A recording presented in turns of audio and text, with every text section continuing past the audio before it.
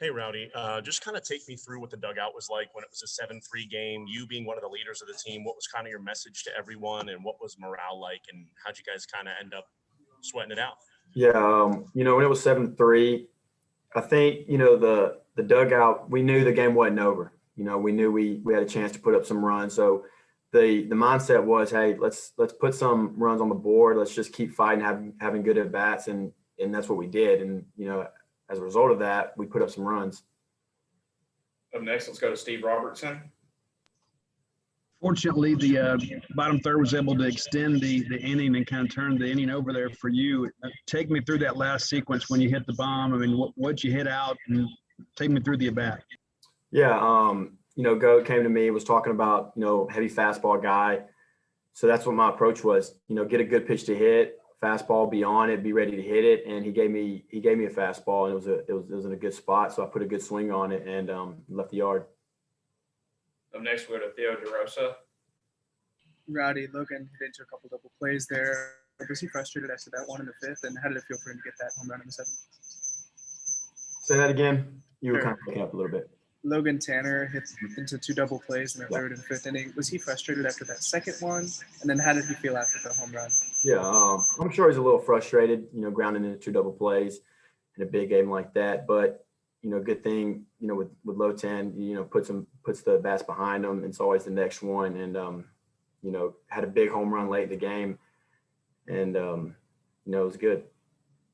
Up next, we'll go to Shotgun Spratling. Hey, Rowdy, how do you kind of balance being aggressive in your at-bats and being a patient leadoff hitter to see some pitches for your teammates?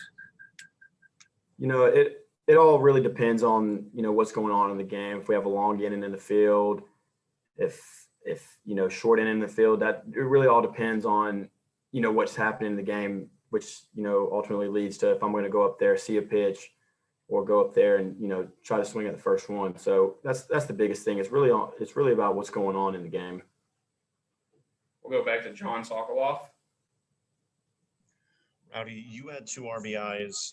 Cam had 2. Luke had a few as well. I mean, what does it kind of say about the depth of your lineup, what you guys are able to do, especially against a team like that scored 50 runs last weekend and 8 runs today?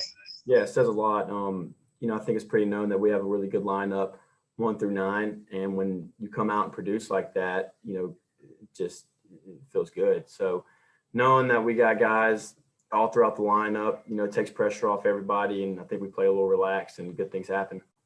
Let's go back to Steve.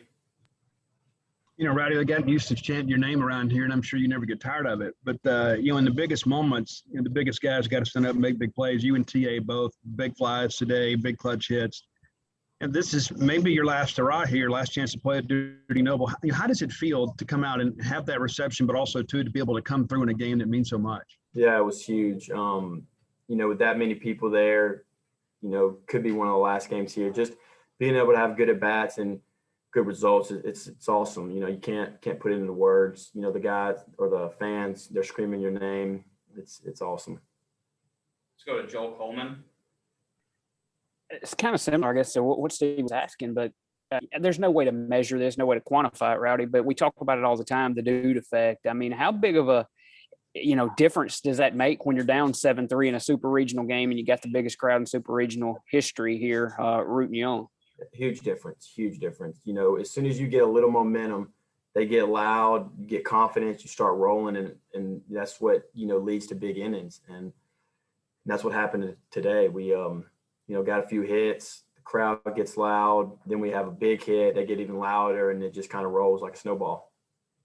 All right, guys, we have time for a couple more. Up next, we'll go to Trey Mongrue.